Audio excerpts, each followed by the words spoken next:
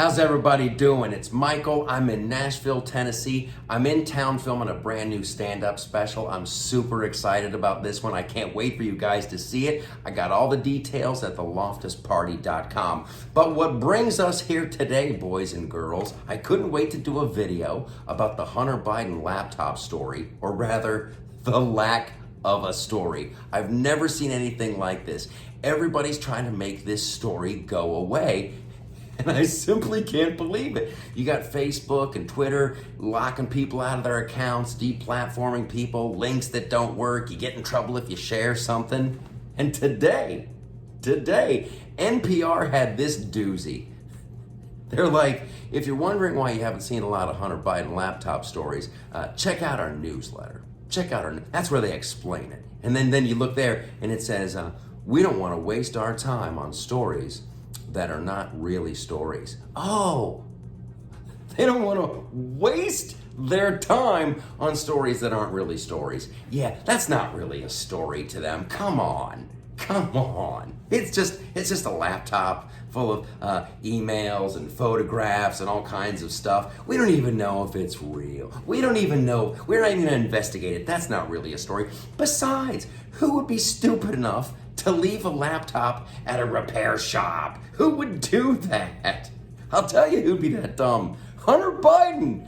He's got a history of leaving stuff behind. In 2016, in a story you probably know nothing about, Hunter Biden rented a car in California, returned it in Prescott, Arizona, in the middle of the night, and inside he left behind, a couple of driver's licenses with his name on it, a couple of his credit cards. He left behind a Delaware Attorney General's badge. He left behind a crack pipe.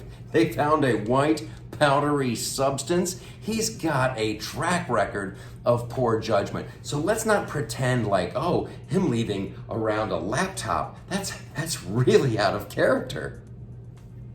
To say this isn't a story, it's probably just Russian disinformation. It's probably the Russian. Well, you know who says it's not Russian disinformation? The Director of National Intelligence. He says it's not. You're like, the emails. You know who else? Hunter Biden's business partner is like, the emails, those are legit. What? What does the FBI have to say? The FBI is like, well, you know what? We're all looking at this as part of a money laundering investigation. So you've got all that, and still NPR's like, not really a story. There's no real meat on the bones of that. You're not even gonna report it. These are the same people who would be on the Titanic and the water's coming up to their waist and they're like, all right, we can't be sure we're sinking. I know we hit something, but we can't be sure. It was an iceberg. I think we're gonna be okay. This isn't a story. NPR, I don't think you know what a story is. I think you've taken sides. And when you take sides like this and you try to make a story go away, I don't want my tax dollars to go to that. I don't. Here's a little graph. Now the blue is how much federal dollars, that's our tax dollars, going to NPR. I don't want another nickel.